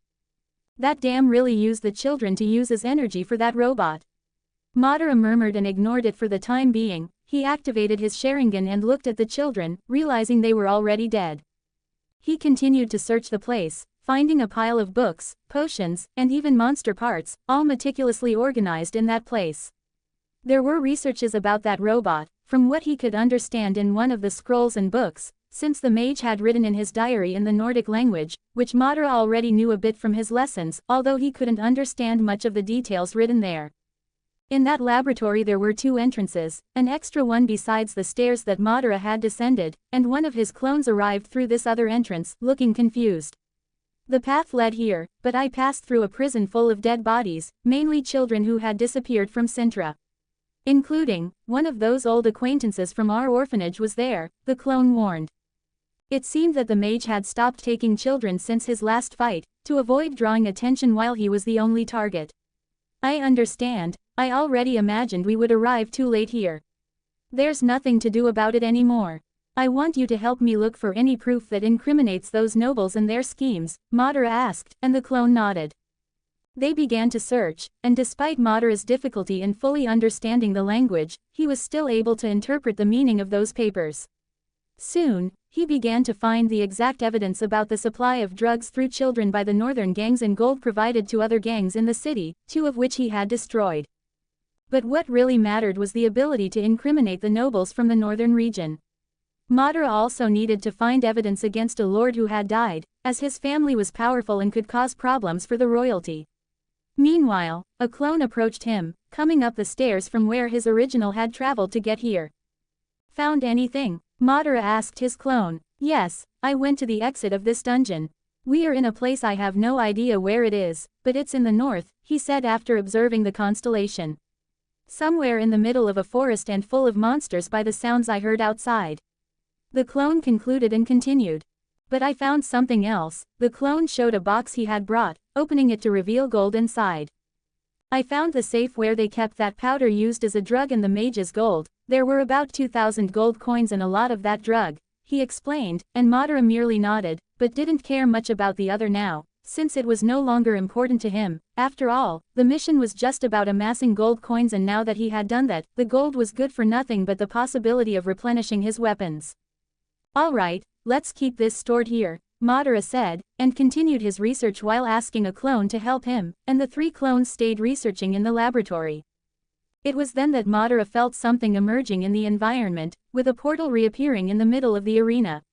He activated the Sharingan to see through the walls and prepared to face anything that appeared there.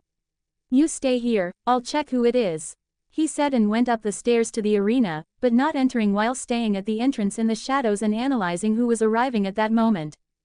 Mausasak had some difficulty in finding Madara, so much so that he had to return to his laboratory in the castle with a portal and pick up an artifact. An essential thing that defined his success was Madara's own blood that he had collected, allowing him to find him through spiritual tracking. From the portal in the arena, Mausasak finally emerged, surprised by the environment in front of him, completely silent, but with marks of the chaos that had happened here. Iced appeared shortly after with his hand on his head due to the dizziness of the journey. That was horrible. He murmured and prepared his axe for battle, but soon was as surprised as Mausasak, seeing the signs of a fight that had taken place there. What the hell happened here? And what the hell is that? Iced said, pointing to the robot lying on the ground while looking surprised at what seemed like a man made of tin, larger than any man he had ever seen. I would also like to know, admitted Mausasak, looking at the creature curiously. Madara finally decided to come out of the shadows, seeing that it was just his acquaintances. You finally arrived, Madara said, landing in front of them with a neutral face. Hey, kid, what happened here? Looks like you had fun while we were just dealing with boring soldiers and arrogant nobles, commented Iced with an arrogant smile, looking at some bodies on the ground and at the robot. How are you, kid? Where is the mage? He brought you here, didn't he? Asked Mausasak. Yes, he's right there, said Madara, pointing to the body cut by the robot's huge blade. He was killed by his own creation, he added, and Mausasak approached the body to examine it. What the hell is that? Asked Mausasak, after seeing the body and analyzing the machine from a distance. That is a construct made by the mage himself.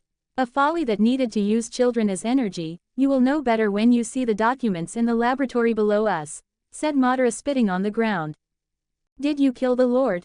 Suddenly asked Iced, standing next to them, examining the body of young Lord Rushford burnt with an attack. No, it was the mage himself. The fool thought he would be safe here, but he was stabbed in the back, Madara mocked. Anyway, you're okay, right? Asked Mausasak. Madara nodded as he began to undo his clones in the laboratory, not wanting to explain these things right now. Meanwhile, he received all the memories from the clones. Where are we? Iced asked Mausasak, who also didn't know how to answer. This is the mage's hideout. There's a laboratory here below. I was looking for some evidence and found something, but I believe you will have more success than me, Madara told Mausasak, who nodded. Then, they began to enter the place. What was this lunatic doing? Exclaimed Iced, spitting on the ground with disdain, as he looked at the glass cylinders with children bathing in waters, their energy being drained. This is certainly a horrible thing, Mausasak spoke calmly. Druids were naturally more concerned with life than mages, and seeing children in that state was quite despicable to his morals.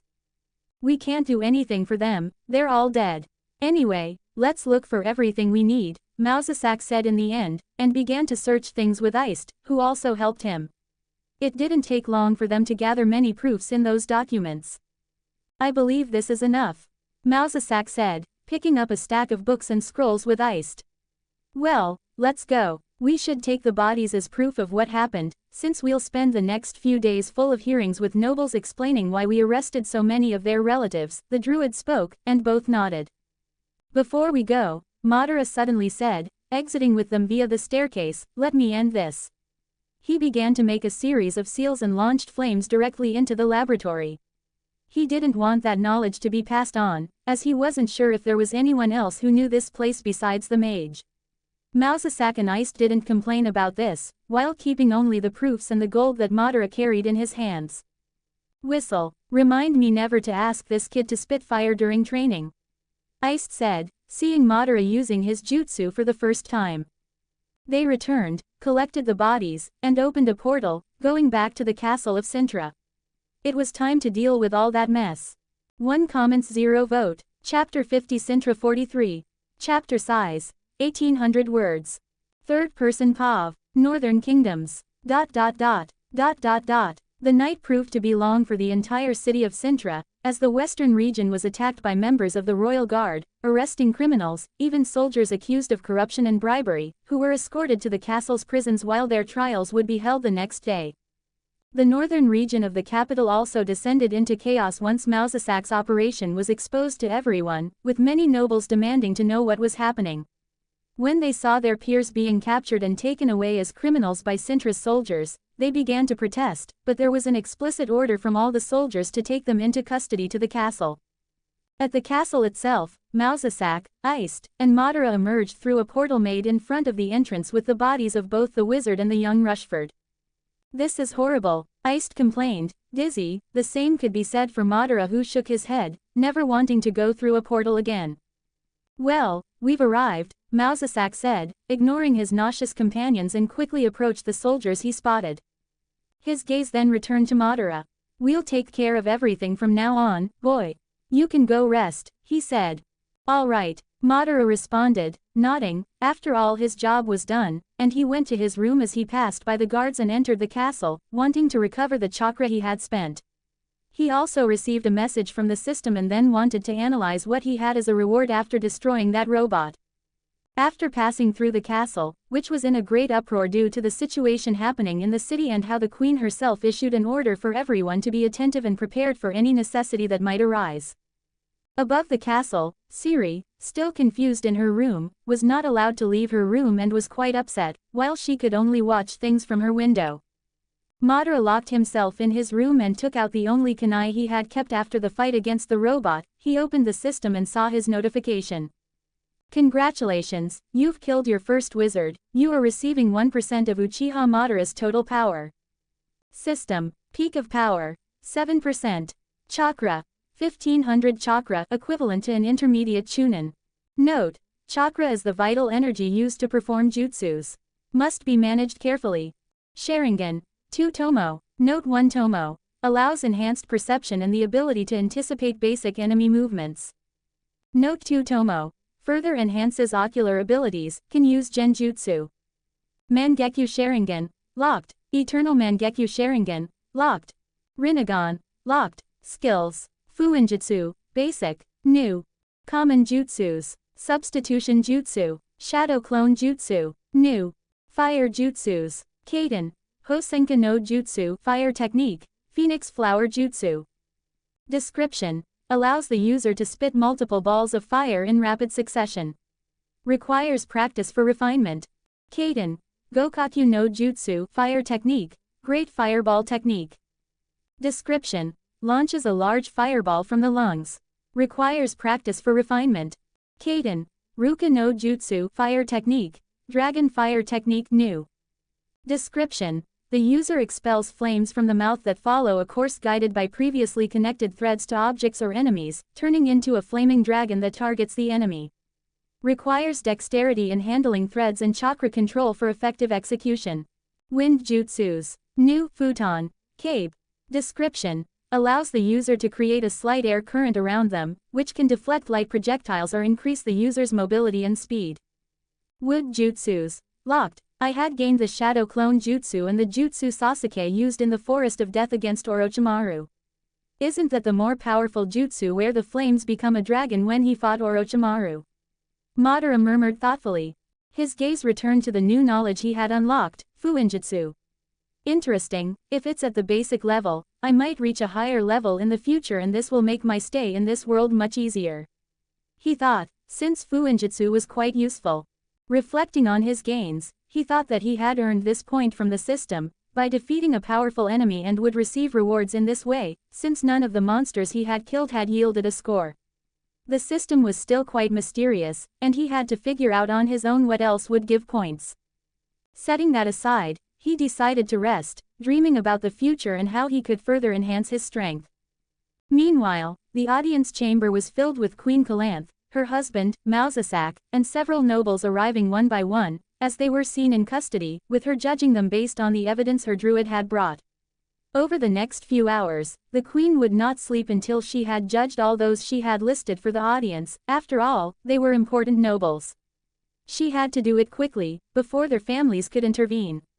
She only finished at dawn, leaving the lesser nobles to be judged the next day, but everything went as planned, and with the evidence in the documents signed between the mage's transition with these nobles and the child trafficking for drug purchases, none of them had any way out. To think that Sir Charles was a spy. Sir Varys had returned to the castle and learned about the situation of his former subordinate. "I'm sorry about that, Lord Commander.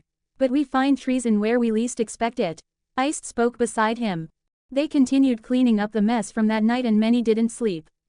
The next day, Madara's door was knocked on with Cirilla calling him with her taps. He opened his eyes, went to the door, and the girl quickly entered, with her cloak hidden. "Tell me why you didn't tell me that you were going on such an important mission yesterday," she immediately shouted, as if demanding an answer. "It was a secret operation, not even your grandmother told you. Why would I, the mere servant, speak?" Madara spoke calmly, while Cirilla looked at him strangely. He was in a bit of a mood to tease this girl now. After all, he had resolved the issue and still received a great reward. The princess crossed her arms, still dissatisfied with that. "Whatever, let's train," she requested, since she had nothing else to do. "All right," he said, then both left the room and went to the training pot. It was very likely that Iced wouldn't be there, since the hearings would still continue while the princess had disappeared from her room and escaped to train, but no one would prevent her from being on the training field once she arrived at the location. Days had passed and a week later, the city still hadn't fully recovered from the turmoil and more problems began to arise. On a specific day, a letter arrived via a raven, landing on the message tower while a servant brought the letter directly to Mausasak in his room, where he was always teaching 2 children. He picked up the letter and read. It was a letter from a neighboring kingdom, someone who was having quite a few problems lately with Cintra, taking advantage of its weak political power at the moment. He opened the letter after the servant left and frowned as he read its contents. "What is this, Uncle Mausasak?" Cirilla saw it and asked curiously while Madara didn't seem to care. Mausasak looked at the girl with curious eyes and didn't know what to answer. After all, this letter spoke exactly about her, but Mausasak just looked at her and smiled. "It's nothing I can't handle, little Siri. But I will have to deal with it with your grandmother. You can continue studying, just don't break anything in my lab, please. Especially you, little one." He pointed to the girl and left the place. He then took the letter to the queen, as it was a demand from those fools of that kingdom. Mausasak knew that Calanth would never accept something like that, knowing the plans of those trying to conquer Cintra through a marriage, something that would make any ancestor of Calanth spit in disgust. Meanwhile, to the north, Geralt finally entered Temeria, crossing the border between the kingdoms. It was a lengthy journey. It would take weeks for him to reach Redania, where he might find out the whereabouts of Yennefer. At least his journey wasn't so silent. Not that he didn't like that, but with Dandelion by his side, he chatted about everything and even sang during all the journeys, while Geralt kept saving him from tricky situations time and time again. "Geralt, after Redania, where are we going?" the man demanded.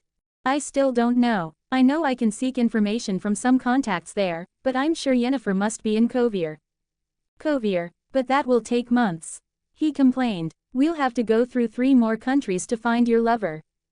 Geralt was unfazed. "It'll take a year if you keep up this pace," he murmured softly, but he didn't care much about that. He had always traveled and could make some money doing a job here and there during his travels, so he could endure at least a year traveling to find that woman before returning to Kaer Morhen. As Geralt and Dandelion continued heading north, passing through the first kilometers of Temeria, in a place in the country of Cintra, in the eastern region, where there was a large city with a high castle, a noble was sitting in his main audience chair as he received a letter. This was Lord Paxter Rushford himself, and his heir and eldest son, Horace Rushford, beside him. He picked up the letter and read it calmly with astonished eyes, as it brought news that his youngest son had died and had also been involved in a drug scheme and child trafficking with a mage in the capital, saying that the mage himself had killed him with magic, with the report confirming this by Mousesack at the castle. He blinked his eyes, for as much as his son had been quite rebellious, he still loved him, and yes, he would cover for him, no matter what he did.